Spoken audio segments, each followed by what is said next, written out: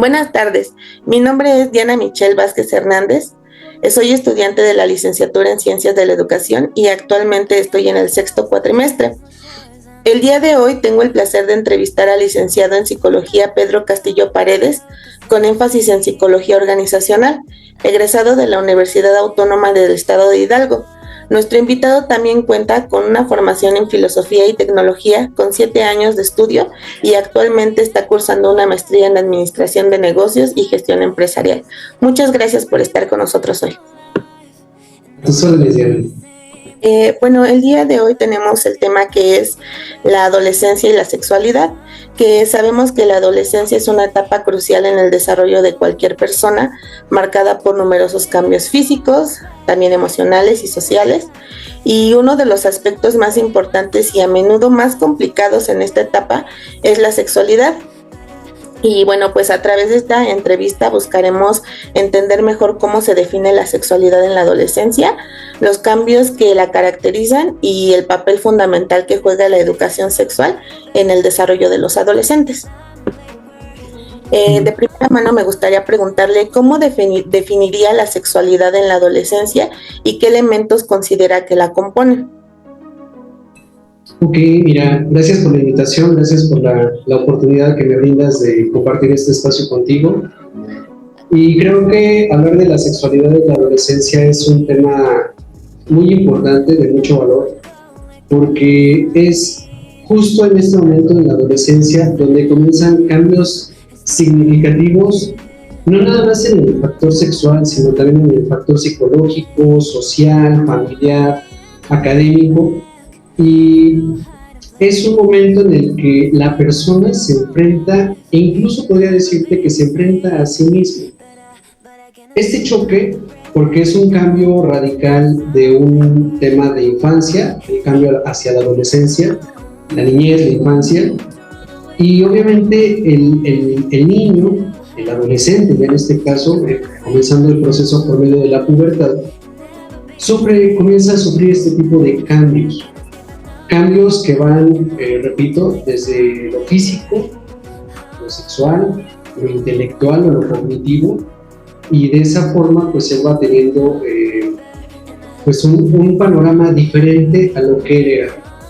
Adolescente, como bien sabemos, pues es un término que se deriva de adolecer, de doler, y esa dolencia tiene ese impacto, porque duele el cambio. Siempre un cambio duele, siempre un cambio es hasta a veces grotesco, ¿no? Entonces, imagínate que en algún momento el adolescente, bueno, el niño, repito, comienza a ver cambios, no sé, en su voz, las niñas que comienzan a crecerle los senos o que comienzan su periodo menstrual, es un cambio doloroso. Entonces, no por ello también deja de ser un cambio agradable, ¿no? Porque ya comienzas a ver la vida desde un punto diferente, comienzas a ver la vida desde un lugar que no conocías.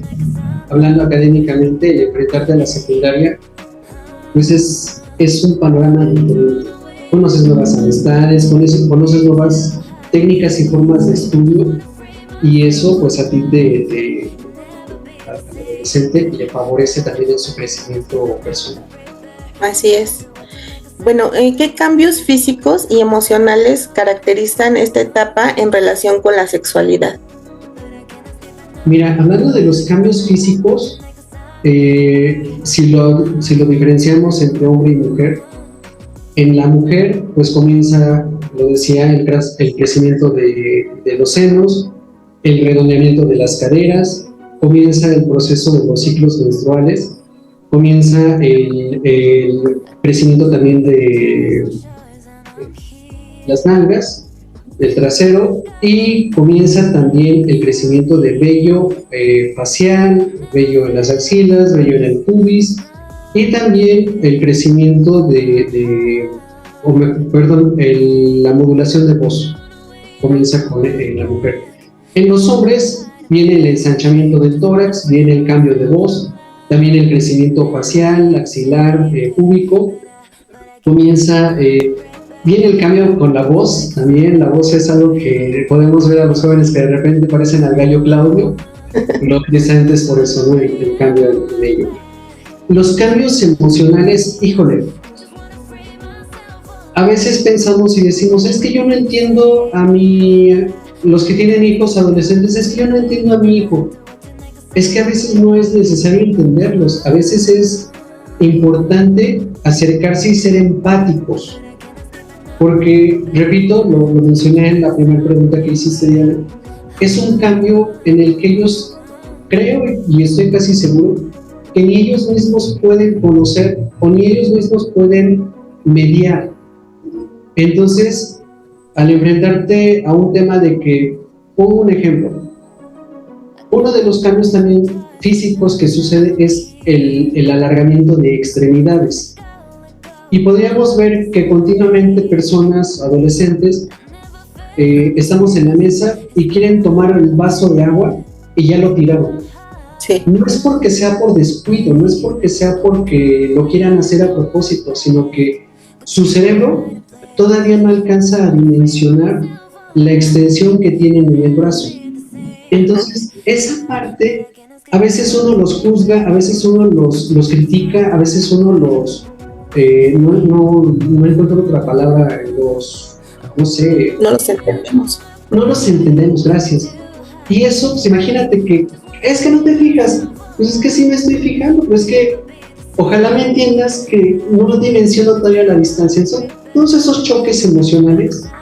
En las mujeres, por ejemplo, sabemos que los cambios hormonales pues tienen un impacto bastante significativo en ustedes, que son cambios de estados de ánimo, cambios de dolor, bueno, influenciados por el dolor, ¿no? El dolor de vientre, el dolor de los senos, todo eso, y que equivocadamente no lo podemos expresar en la sociedad por tintes machistas o tintes tradicionalistas o lo que fuera. Eso afecta, eso modifica también tu conducta, eso modifica tu perspectiva emocional. Entonces, creo que tenemos que ser empáticos, sería la palabra que yo ocuparía, para poder comprender estos cambios emocionales y físicos. Sí, muchas gracias. ¿Cuál sería el papel en la educación sexual en el desarrollo de los adolescentes? Habría que entender qué buscamos con la educación sexual, porque a veces en la escuela lo que nos enseñan es salud reproductiva y no tanto una salud sexual. Porque en una clase, en la escuela, ¿qué es lo que te enseñan? Te enseñan métodos anticonceptivos, te enseñan la fertilidad del hombre y de la mujer, te enseñan incluso hasta cómo ejercer o cómo funciona el coito, ¿no?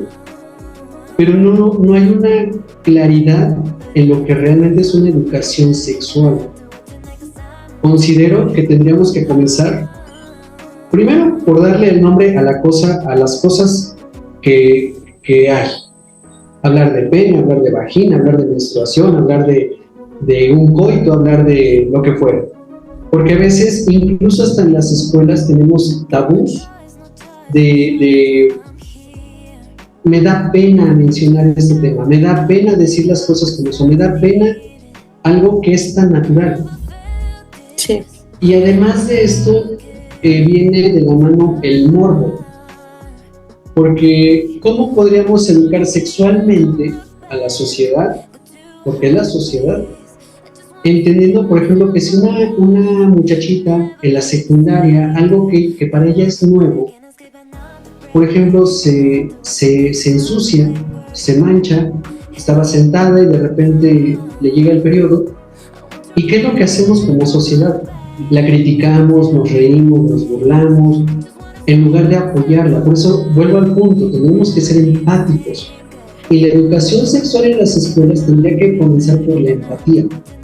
Sí. Y además de darle el nombre correcto a cada cosa que corresponde. Lejos de una educación reproductiva y que nada más se reduzca a métodos anticonceptivos o algo similar, tendría que ir más allá, de lo que podríamos estar en este momento teniendo como una educación sexual. Estoy de acuerdo. ¿Qué impacto tienen las redes sociales y la tecnología en la percepción y el comportamiento sexual de los adolescentes? Ok, es una muy buena pregunta, Diana, muy buena pregunta. Y creo que las redes sociales en la actualidad tienen un impacto enorme. Enorme y de doble moral. Porque mientras que una canción de moda habla de denigrar a la mujer, habla de actos sexuales, habla de lo que fuera en un tema similar. Por otro lado, las redes sociales te censuran si pones algo similar, ¿no? Entonces dices, a ver, lo escucho en una canción, pero no lo puedo publicar, entonces, ¿de qué se trata? Y Sí. repito, los medios sociales, las redes sociales en la actualidad, es un arma de doble filo. Así como te pueden ayudar a crecer, así también te pueden hundir. Entonces, imagínate un adolescente que ya tiene un dispositivo móvil y que pueda estar ingresando a contenido no apropiado para su edad, y que además de esto pueda generar un acto de duda.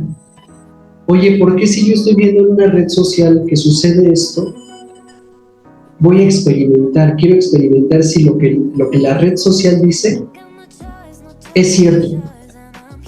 Tenemos que tener mucho cuidado, mucho cuidado. Recordemos también que en la etapa de la adolescencia la personalidad y el criterio todavía no están 100% desarrollados.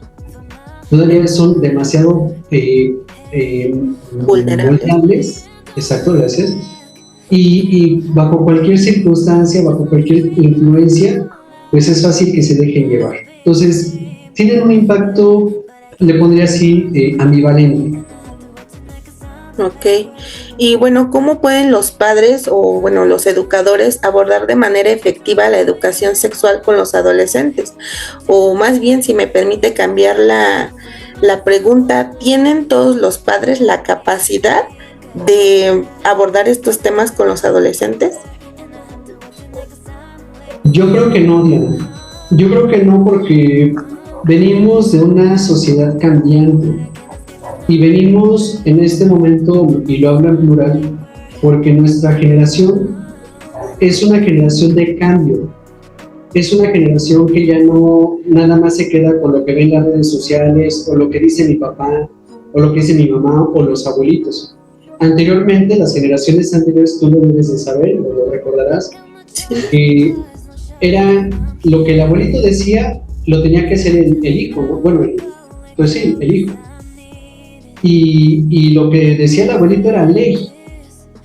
Y entonces actualmente ya no es así. Actualmente ya los papás ya se enfrentan a discusiones, se enfrentan a desafíos de los hijos, porque los hijos ya están en una sintonía diferente. Entonces, creo que los papás, hablando de la generación anterior a nosotros, creo que no estaban preparados. Y no los culpo, no es culpa de ellos, sino fue del contexto histórico en el que se desarrollaron, en el que no contaban ni siquiera con las palabras adecuadas para poder expresar lo que sucedía en ese momento. No sé, a lo mejor te platico una experiencia. Las abuelitas antes, cuando empezaban a salir las toallas sanitarias, iban a la tienda y las toallas sanitarias las envolvían en papel periódico, en papel de estraza, porque era casi como pecado que te vieran saliendo de una tienda con unas toallas sanitarias, ¿no? Entonces, imagínate ese contexto y que nosotros lleguemos y que les digamos a nuestros papás, oye papá, ¿qué crees? Que tuve mi primera relación sexual y fue porque quise experimentar. No, pues circunstancialmente entramos en un caos, ¿no? Entonces, creo que va en esa parte, Diana. Creo que los papás, es triste decirlo, pero creo que no cuentan, por lo menos nuestros papás no cuentan con las herramientas, no cuentan con el conocimiento para poder dar una orientación o una educación sexual. La tarea que nos corresponde ya a nosotros ahora sí, pues ya tenemos dice el pensador, ¿no? Yo tengo otros datos. Entonces, en esos otros datos, creo que ya tenemos que cambiar el chip Sí. a hacer de esto algo natural, porque es algo meramente natural. Y hablando en ese sentido de que es lo más natural, pues entonces, ¿cuáles serían los desafíos que enfrentan los adolescentes hoy en día en relación con su sexualidad? Un desafío, creo que tendría que partir de la responsabilidad, porque ejercer tu sexualidad es ejercer tu responsabilidad. Si no eres responsable de ti mismo, porque tienes que ser responsable de ti mismo, piensa que en el acto sexual, si lo llevamos a ese plano, el acto sexual te debe de conducir a dos puntos. El primero, que es la reproducción, porque para eso están hechos esos órganos, y la segunda es el placer. Si en esta dicotomía tú no alcanzas a ejercer con responsabilidad uno de los dos, mejor no la ejerzas. Porque si tú no tienes la responsabilidad para pensar en que si tú llevas al acto sexual a alguien y queda embarazado y no puedes ser responsable, no lo lleves. Si tú no puedes ser capaz de llevar a la otra persona al placer, no la lleves. Entonces, ese es el primer desafío, la responsabilidad. Se tiene que ejercer con responsabilidad. Esa sería mi respuesta. Ok, ¿y cuál es el papel que juega la comunicación abierta y honesta en el bienestar sexual de los adolescentes? Va en razón en eso. Tiene que ser abierta, tiene que ser transparente, tiene que ser directa y objetiva. Las cosas se tienen que decir con las palabras que son. No podemos hablar de sexualidad encubriendo, no podemos hablar de sexualidad tratando de ocultar algo, porque eso era lo que sucedía en épocas pasadas. Como se ocultaba información, pues obviamente generaba más inquietud, generaba así como el misterio, ¿no? De qué sucederá. Tenemos que ser transparentes, ¿Qué estrategias recomendaría para prevenir comportamientos sexuales de riesgo entre los adolescentes? Tenemos que ser transparentes en decirles cuáles son, a qué riesgos ellos se van a enfrentar, pero de manera directa. ¿Sabes qué? Mira, tú puedes ejercer tu sexualidad en este momento, pero una consecuencia directa es que te puedes enfrentar a un embarazo no deseado, no planeado. Y un embarazo no planeado, mira, te va a cambiar la vida de manera drástica, porque vas a tener que, a lo mejor vas a ver frustrados algunos de tus proyectos personales, vas a frustrar tal vez a la otra persona que está enfrente de ti, incluso vas a detener el proceso de crecimiento evolutivo en tu propia familia, porque considera que la responsabilidad de tener un hijo es tuya, no de tus papás. No es responsabilidad de los abuelitos cuidar a tu hijo, es responsabilidad tuya. Entonces, mientras tú les des y les hables con claridad de lo que sucede, lo tienen que hacer. Ok. ¿Cómo se podría abordar la diversidad sexual en la adolescencia de manera inclusiva y respetuosa? Ok, respeto. Me quedo con esa palabra. Cada quien es libre de ejercer su sexualidad como le crea más conveniente, como le parezca lo más conveniente, pero siempre con respeto. Dicen que la libertad comienza, mejor dicho, la libertad termina donde comienza la libertad del que está enfrente de mí. Creo que eso es lo importante, Diana.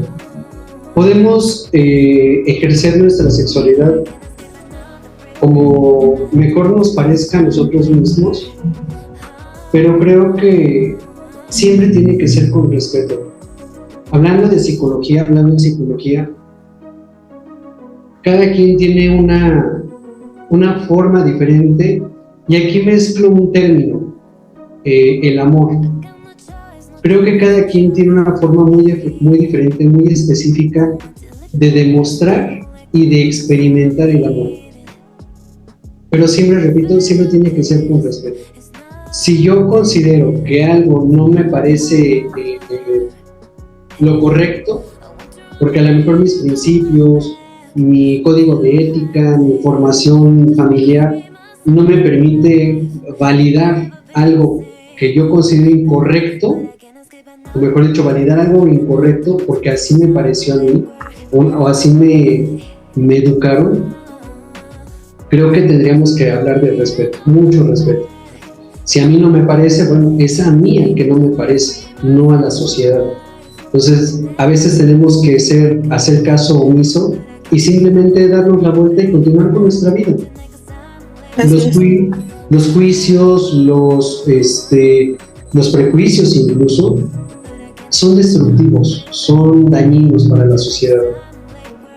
Repito, el amor se demuestra de diferentes formas, de diferentes maneras, y a lo mejor para lo que para mí es normal, para la otra persona es lo incorrecto, y viceversa, para lo que a mí es incorrecto, para la otra persona es lo más normal del mundo. Pero son solamente eso, son perspectivas. Ok, bueno, pues ya nada más para concluir con esta entrevista, ¿cuáles serían las consecuencias a largo plazo de una educación sexual deficiente durante la adolescencia?